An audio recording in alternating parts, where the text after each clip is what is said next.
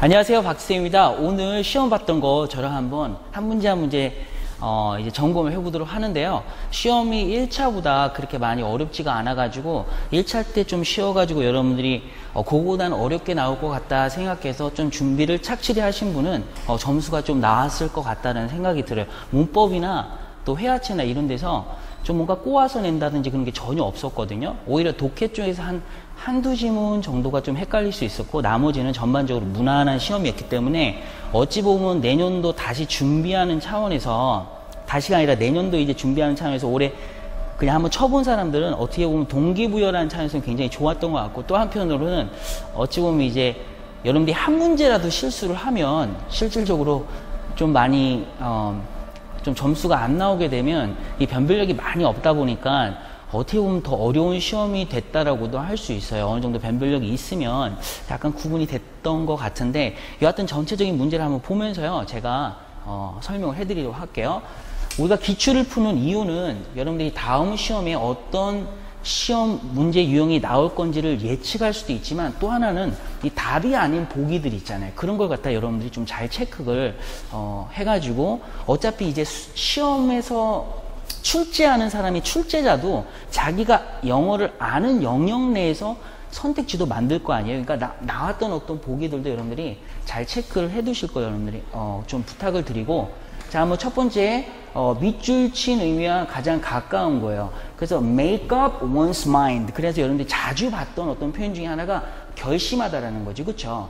그래서 여기 결심하다는 단어가 아주 단순하게 decide라는 거 전혀 꼬아서 내거나 그런 게 전혀 없어요 지금. 나머지 보기양도 굉장히 무난한 게 나왔기 때문에 이 정도는 맞출 수 있을 거라고 여러분들이 생각을 하고 자 2번 문제 넘어가도록 할게요. 빈칸 문제가 나왔잖아요. 앞뒤 문맥을 반드시 보고 여러분들이 어떤 게 가장 적절할지를 보는 건데 자 최근에 이 사람이 자신의 첫 번째 CD를 갖다가 뭐 했다라는 거죠. 첫 번째 CD를 갖다가 뭐 한 이 사람은 자 뭐라는 거야? 자 CD의 이름은 여기 나와 있죠. Started playing guitar at 5.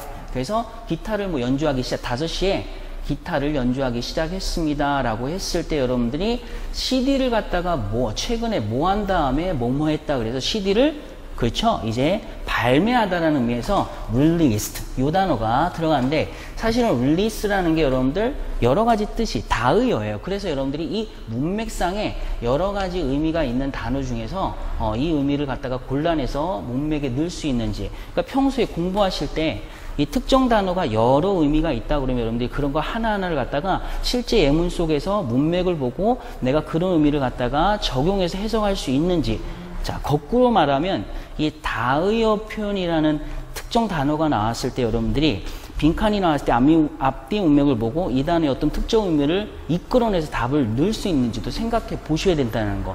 이제 앞으로 대비라는 차원에서는 여러분들이 다의어를 좀 꼼꼼하게 공부하실 거를 이 문제에서 한번 파악하시면 될 것 같아요. 그 다음 문제 볼게요. 이번에도 또 빈칸 문제가 나왔죠. 자, 문맥을 한번 보도록 할게요.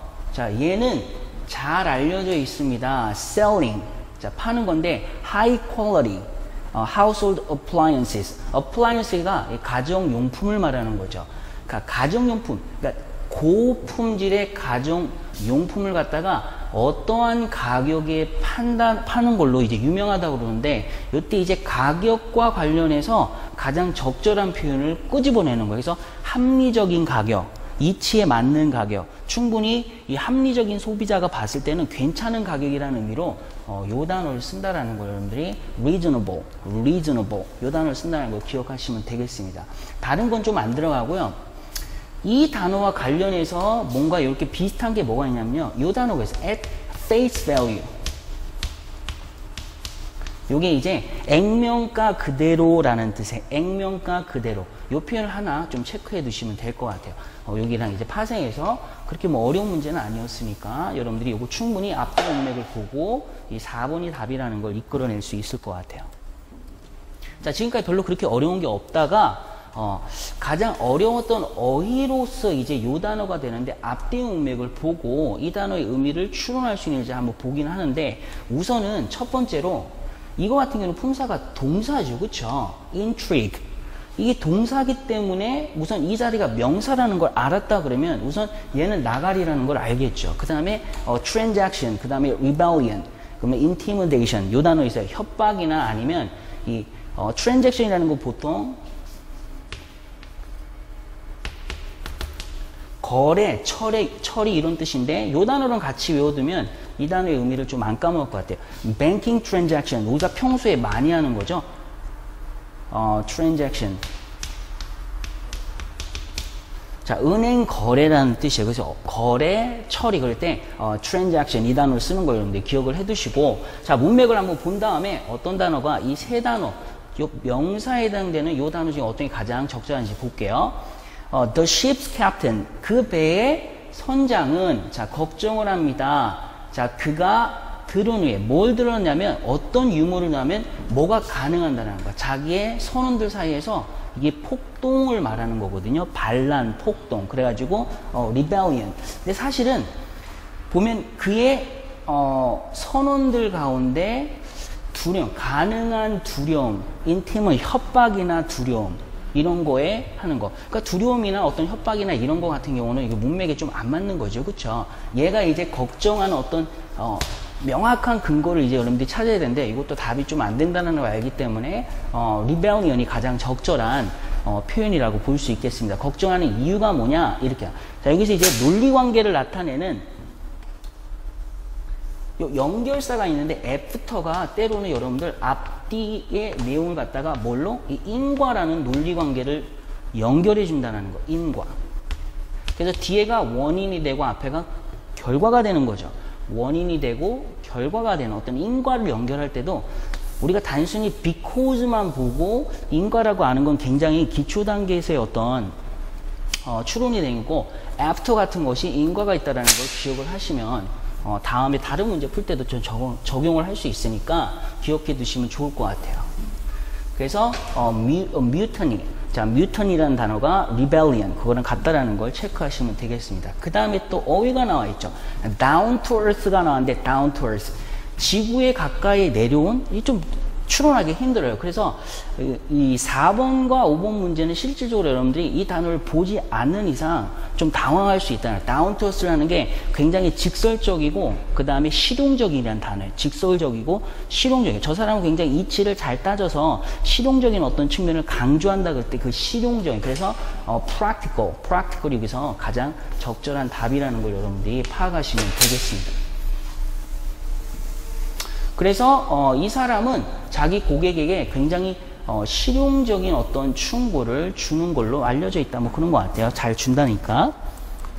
이제 회화체가 나왔어요. 이번에 또 회화체도 이디엄이나 이런 게 전혀 안 나오고 그냥 굉장히 무난한 상황에서 여러분들이 빈칸에 뭘 넣을지 하는데, 자, 이거 같은 경우는 저희가 마지막에 제가 이제 생활영어 했던 거 거기서 한번 언급했던 표현이에요. 한번 보도록 할게요. excuse me, 실례합니다. yes, 예, 그래 물어보고 있죠. 예, 그 대답을 하고 있죠. 그랬더니 show me the way to, 딱 요거 보자마자 길 안내구나 라는 걸 여러분들이 파악할 수 있겠죠. to the post station, police station. Will you show me the way to the police station? 경찰서 가는 길 좀 보여주시겠어요? 알려주시겠어요? 라는 표현을 갖다가 show me the way가 되는 거죠. show 하면서 물론이죠. go downstairs, 아래로 계단을 내려가는 거죠. and take a left, 그리고 왼쪽으로 꺾어라 라는 거. 원래 이 표현은 take a left turn을 갖다가 줄인 거죠. take a left turn. 자, 여기서 이걸 생략해가지고 take a left 이렇게 나온 건데, 이 turn이 일반적으로 사실 붙는 게 완벽한 표현이라는 거. 아니면 이렇게 써야 되죠. turn left.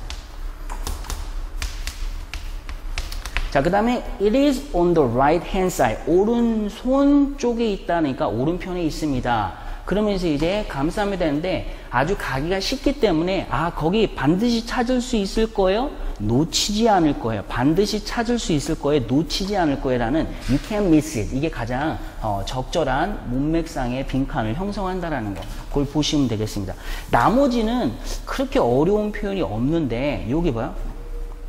You beat me to it. 이게 뭐냐면 네가 나보다 뭔가를 잘했다라는 거예요. 예를 들어서 선수치다라는 우리말이 있죠. 그 선수치다라는 표현을 이렇게 쓰는데 상당히 이제 난이도가 있는 표현이 있지만 다행히 답은 아니었어요. 그러면 만약에 내년을 준비하는 사람이라 한다면 이 표현 자체가 지금 선택지에 나왔는데 답은 아니었잖아요. 그러면 이 출제자 안에서 머릿속에서 나왔다라는 표현에서 다음 시험에서는 이게 본문에 나오거나 대화의 본문 또는 이 보기항의 빈칸에 답으로 제시될 수 있다는 거죠. 그래서 you beat me to it. 네가 나보다 선수 쳤다. 네가 나보다 뭔가를 빨리 했다라고 할 때 you beat me to it. 이 표현을 쓴다는 걸 반드시 여러분들이 기억해 두시면 되겠습니다. 그래서 3번이 그런 표현이고 답은 이제 you can't miss it. 너가 놓치지 않을 거야. 반드시 쉽게 찾을 수 있다. 아유, 쉽게 찾으실 거예요. 그런 표현을 갖다가 you can't miss it. 이 부분 고쳤어요, 제가요. hello 하면서 전화상으로 하는 것 같아요. Can I speak to Mr. Kim, please? Can I speak to Mr. Kim? Mr. Kim과 통화할 수 있을까요? 그러니까 전화상의 대화네요. 그쵸? 자, 그랬을 때 he's not available right now. 지금 he's not at the moment in the office. 뭐 사무실이 없다거나 지금 현재 전화를 받을 수가 없습니다 라는 표현으로 he's not available right now. 그러면서 뭐라고 이 전화 받은 사람이 말했더니 아 그래요? Please tell him to call me back. 자, 나한테 다시 전화 좀 달라고 말해주세요. 전달해주세요 라고 지금 말했으니까 뭐 메시지 좀 남기겠어요? 이렇게 물어봤겠죠. 그래서 가장 적절한 표현이 몇 번이겠어요? Can I take a message? 메시지 제가 받아들일까요? 자, 똑같은 표현이요.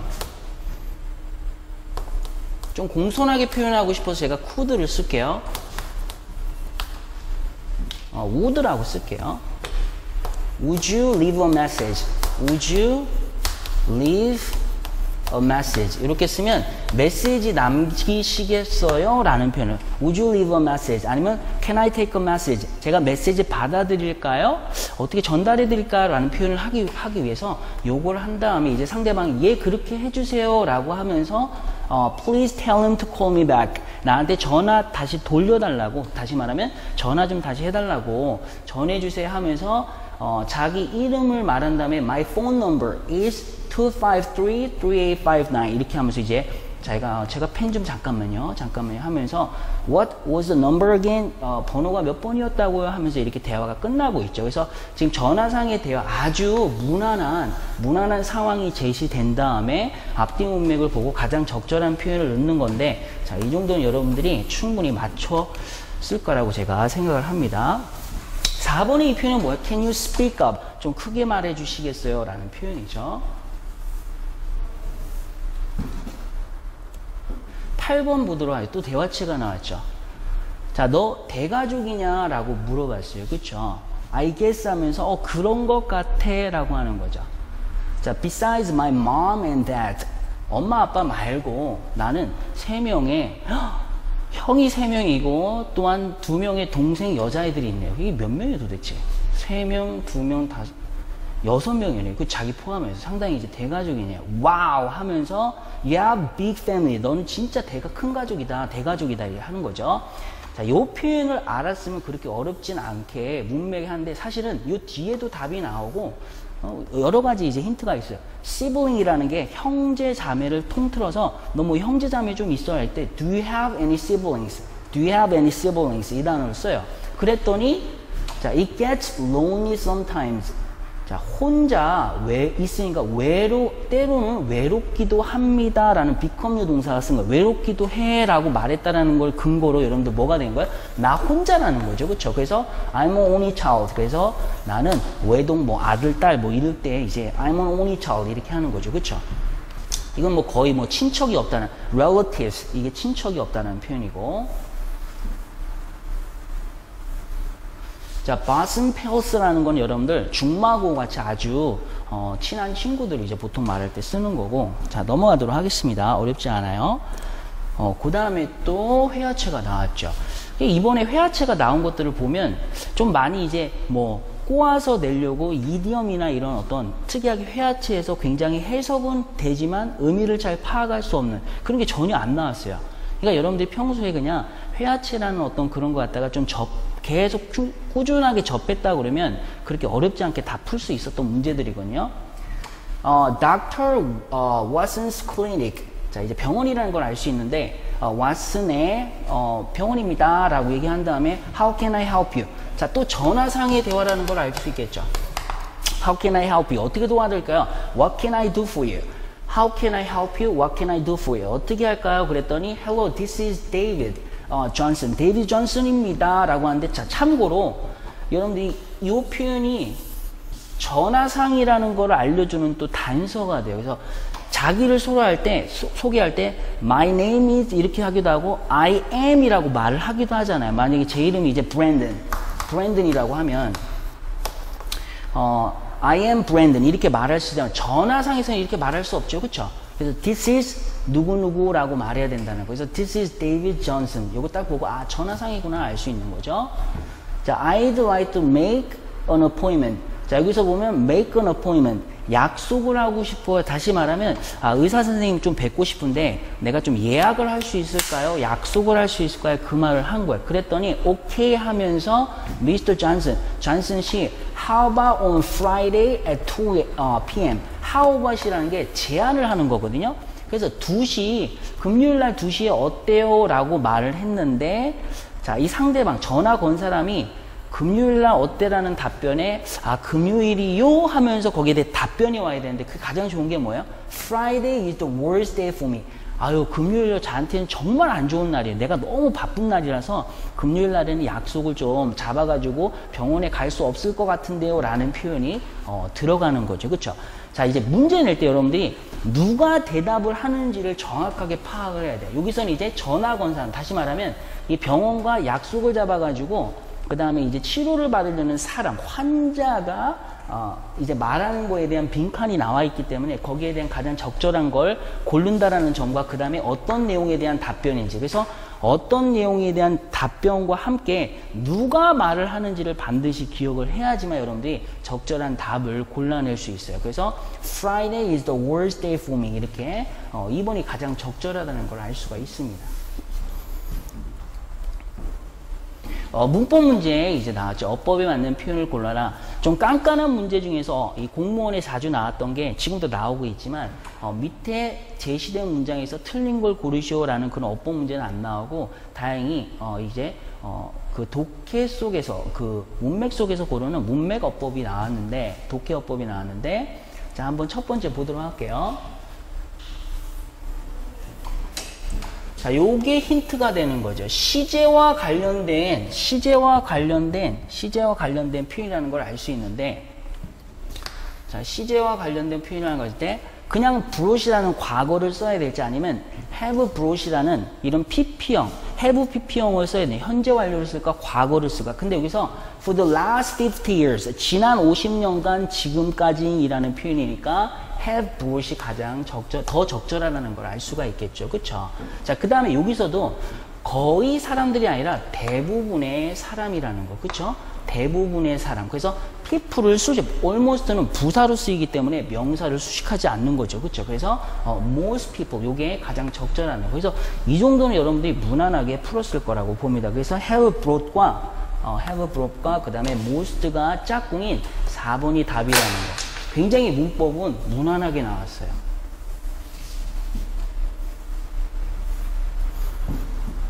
자, 또 문법을 한번 보는데, 자, 여러분들이 이 표현을 외웠었죠? looking forward to라는 거, 요때 to가 전치사이기 때문에 뒤에 동사가 오면 ing를 붙여줘야 된다는 거. 그래서 요 표현이 이제 되는 거죠. 자, 그 다음에 let이라는 사역동사가 나왔기 때문에 동사 원형이 있어야 되니까 여기로 가야 되는 거예요. 여기 가면 안 되겠네요. 벌써 답이 나왔네요. 그렇죠? 그러면 enjoy 다음에는 여러분들 enjoy라는 건 내가 즐긴다라는 건데 이 동사의 성격 자체 안에 뭐가 되느냐? 과거 지향이 또는 습관이라는 게 들어있죠. 내가 과거에 또는 몇 번 해보지 않고 뭔가를 즐긴다라는 말을 하죠. 예를 들어서 누군가가 나 자전거 타는 거 즐겨라는 말을 했다라는 것 자체의 의미가 뭐예요? 이전에 벌써 자전거를 타봤고 그 다음에 내가 자주 타서 재미있게 즐긴다라는 거. 그래서 습관과 과거를 드러내는 이 투부정사가 아니라 동명사의 개념인 ing가 들어가야 된다는 걸 우리가 파악해야 된다. 이 문제 같은 경우는 사실 이런 어떤 전치사니 그 다음에 사역동사니, 그 다음에 enjoy라는 동사의 특징을 알았다 그러면 해석을 굳이 안 한다 하더라도 빨리 풀 수 있기 때문에 시간 절약용으로 여러분들이 활용을 좀 했어야 된다는 거. 요 표현은 뭐죠, 여러분들? 요 표현은 뭐뭐를 습관으로 하다라는 표현이죠. 습관으로 하다.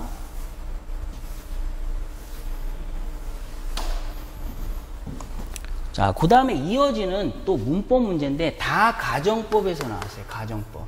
근데 너무 굵직굵직한 게 나와가지고 여러분들이 뭐 아주 어렵다라고 아마 느끼지는 않았을 것 같아요. 자, 첫 번째 빈칸이 들어가는 거 보니까 뒤에 보니까 could have pp가 나오고 그 다음에 studied가 나오는데 얘를 보고 이제 뭐라는 걸 좀 추론할 수 있는 거예요. 앞에가 가정법 과거 완료였겠구나. 근데 과거 완료라고 한다면 우리가 모양 꼴이 어떻게 되는 거죠? if가 나오고 그 다음에 주어가 나온 다음에 여기에 had 플러스 pp가 나오는 거죠. 그 다음에 주절에는 어떻게 들어가는 거예요? 뒤에 나온 다음에 주절 다음에 주어, 두 번째 주어 다음에 뭐가 나오는 거예요? 그쵸? would have pp, would have pp, 뭐 might have pp가 나오는데 여기서 보면 지금 if가 없어요. if가. 그래서 if가 생략된 꼴로 어떻게 되는 거예요? 요 헤드가 앞으로 튀어나간 거죠. 그래서 지금 요 헤드가 된다는 거. 만약에 얘가 들어갔으면 지금 시제, 이게 여기 동사의 시제가 맞지가 않단 말이에요. 왜 과거 완료가 해야 되는데 과거가 된 거죠. 그쵸? 그래서 얘가 안 된다는 걸 여러분들이 파악을 하시면 되고, 여기 뒤에 바로 could가 나오니까 과거 완료가 들어가야 되겠네. 과거가 들어가야 되겠네요. 그쵸? 왜냐면 현재 사실과 반대니까. If I were rich, 내가 부자였다면, 내가 자동차를 살 때 내가 현재 부자가 아니기 때문에 못 산다라는 거. 그래서 여러분들 were 표현이 답이 되는 거죠. 벌써 답이 나왔네요. 그쵸? 답이 나왔는데. 그 다음에 여기는 이제 had pp가 나왔다 그래서 아하, would have pp를 골라야 되겠더나 생각하면 안 되는 게 이 뒤에 뭐가 나와요? now가 나오죠. 그죠? 현재 사실과 반대니까 이거 가정법 뭐에 해당되는? 혼합 가정법에 해당되는 거네. 그렇죠? would be가 답이 되는 거죠. 그래서 had와 were와 그 다음에 would be 요게 들어가는 3번이 답이라는 걸 파악하시면 되겠습니다. 얘는 절대 안 되죠. 그렇죠? 얘는.